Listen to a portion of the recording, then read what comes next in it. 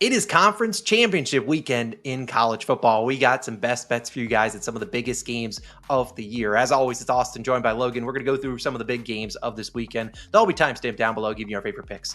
But Logan, we got to recap how hot we've been. You had a 5-2 week on a 17-5 run. Hey, keep it up. Let's have another good week for you. I went 5-3, 28-8. I could have had so many. I should have been better. I had Wake Forest plus 5.5. They were covering the whole game. Gave up a touchdown with like 8 seconds left. Oh, I lost by 6. And I bet on Florida State and they fumbled 5 times. They still probably should have covered, but you know what? I deserve an L on the record for betting on the Florida State Seminoles. They ended their season just like they started it, with a juicy L. But hey, we'll take that. I'm still wearing my red polo because I haven't had a losing week with this thing, so I'm going to keep things rolling. The only thing better than us giving out some winning picks, though, Logan, is that we get to do a giveaway. Last week we said we would do a $50 giveaway because we swept props 2 weeks ago. And we ended up sweeping them last week. We went 3-0. One of you guys did not play, so he voided. We have 2 $50 giveaway winners. I'll throw them both up on the screen. So if this is you, go back to the comment of last week's video and let me know how I can pay you. Here's the 2 comments. We have Matt A4589. He said he's thankful for sports betting in Ohio, and it makes the Brown season bearable.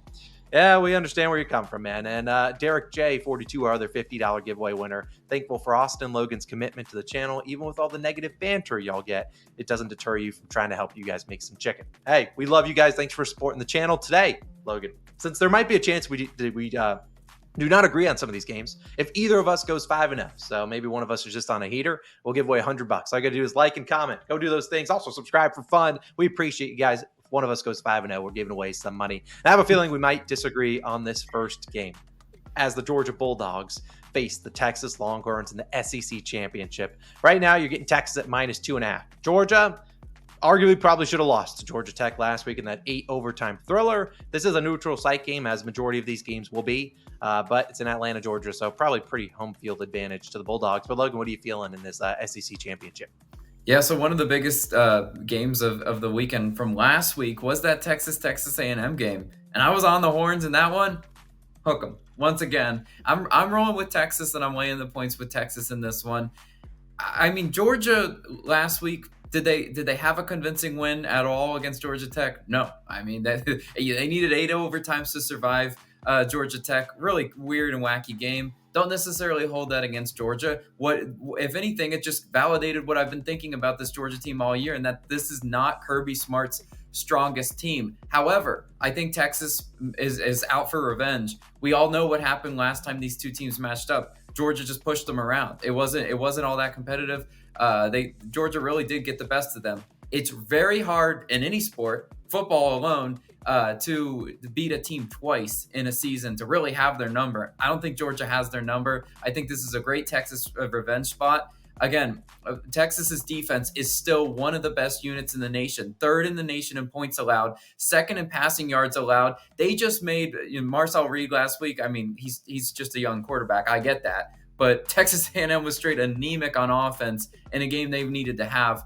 I just think that's a testament to how good this Longhorns defense is. Carson Beck will not be able to move the ball on this Texas defense. And if he does get in the red zone, they're going to bow up. They're really going to stop Georgia. I like Texas. I think they roll to a win in that one.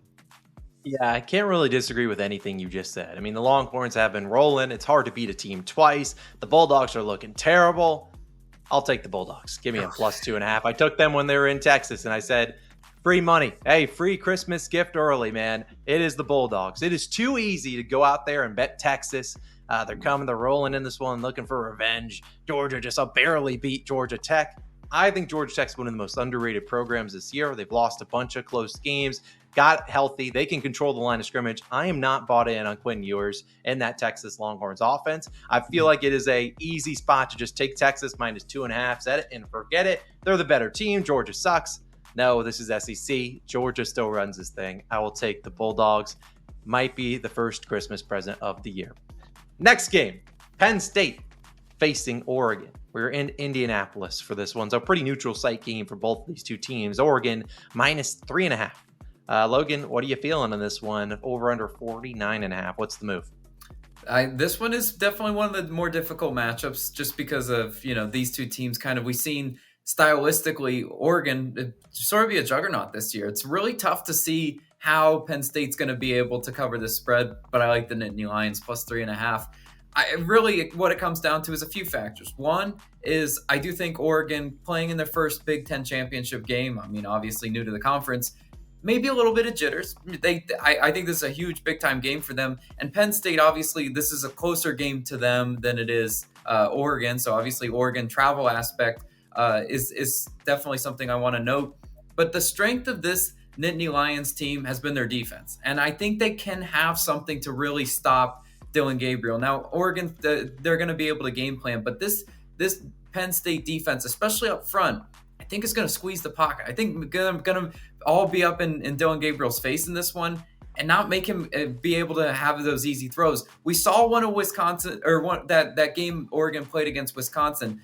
Wisconsin just kind of up front dominated them in that one. They held with Oregon. Oregon did not win that one convincingly, and that's, I think, the brand of football Penn State is going to play against them. Ohio State, the team that came into Oregon, and that was a close, wild, crazy game like that. They play more of a finesse type of football. Penn State plays a smash mouth. They want to hit you with Nick Singleton and Katron Allen. That two-headed attack, I think, is going to be all they need to keep in this game. I like Penn State plus 3.5. I do give Oregon a coaching advantage because I think James Franklin is a knucklehead, but I still think Penn State does cover in this one.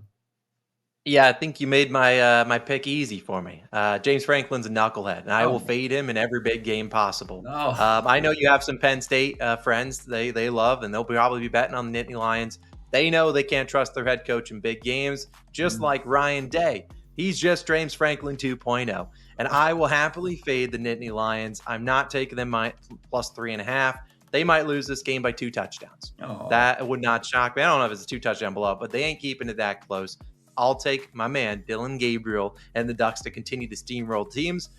I can't trust Penn State. I can't. James Franklin never shows up in big games, and until he finally does, I got to see it to believe it. So I'll wait to see what happens, but I'll take the Ducks. Logan and I don't normally disagree on a lot of these games, but hey, here we are, 2 games in. We're both on opposite sides. Hey, like I said, if there's a chance either or I can go, we can go 5-0. We'll give away $100. Like and subscribe, comment too. SMU or Clemson, the ACC championship is our next game. This was in Charlotte, so you'd imagine a pretty steady home field advantage for the Clemson Tigers. But Clemson hasn't looked good recently. SMU, are they playing to, like, they can't lose this game, right, to still make the playoff? I know there's like some conversations of Alabama somehow making it if they lose. Must-win game, it feels like, for SMU. Minus 2.5. Logan, what are you feeling here? Yeah, I dare you to fade me again for a third time, but I'm taking. I might fade your whole card, brother. Yeah, damn, that's so disrespectful. But I'm taking the ponies minus 2.5. Dare you to take Clemson this spot. Dabo Swinney and this Clemson team is not the Clemson team of past. They are, to me, at this point, more of a name. So they get some name brand recognition. And obviously, as you mentioned, Charlotte, close proximity to South Carolina. So there will definitely be a good sea of orange for sure. But SMU doesn't really care. I mean, this is a team that's averaging 39.2 points per game, 4th in the country, and on a 9-game streak that has seen them score less than 30 points just once. This is an offense that I don't think Clemson is really capable to stop. They have speed at every position. They have playmakers at every position. And Clemson's deep passing defense, they're just middle of the pack. I mean, they're 55th in the country. They're not really, to me, capable to stop them. And we've seen on Clemson's side of the ball, on their offense, Cade Klubnik is just he's a Jekyll and Hyde type quarterback. I cannot figure out what I'm getting from him game to game. Some games he's just making NFL throws.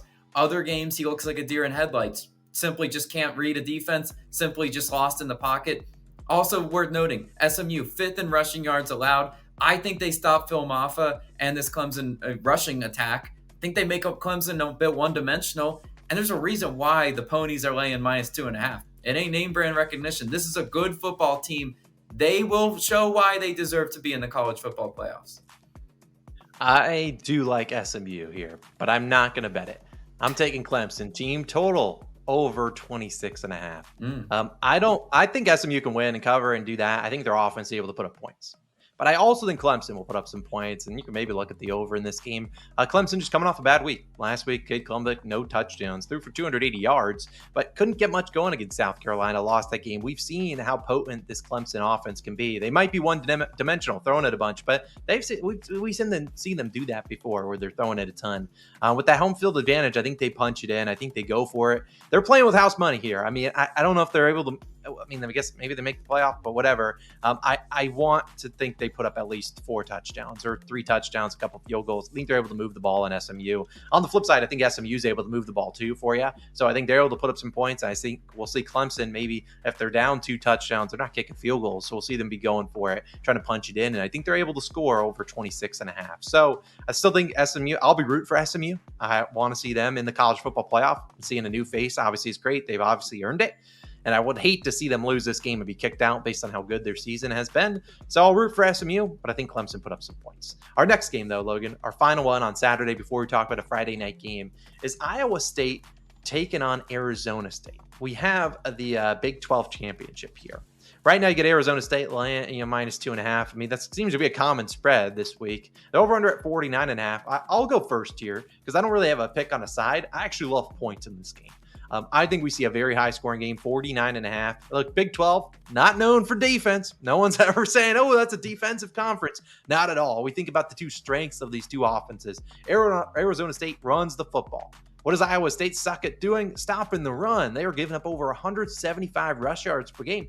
That is not good. Iowa State, on the other side, they want to throw the football, and Arizona State struggles stopping the pass. So I think this is a game where we have 2 offenses that are going up against the defense's weakness. And I think we are able to see some points up and down on the scoreboard. 49.5, sure, it might seem like a big total, but this is college football. We can see quarters where there's like 2 touchdowns apiece, 28 points. Would not shock me if we see a high-scoring game in Jerry World. Yeah, count me in for some points. I think we're seeing at least 50 on the board. I'll take the over. But Logan, I know you don't touch totals anymore, so you got to pick for the people on the side. What do you like?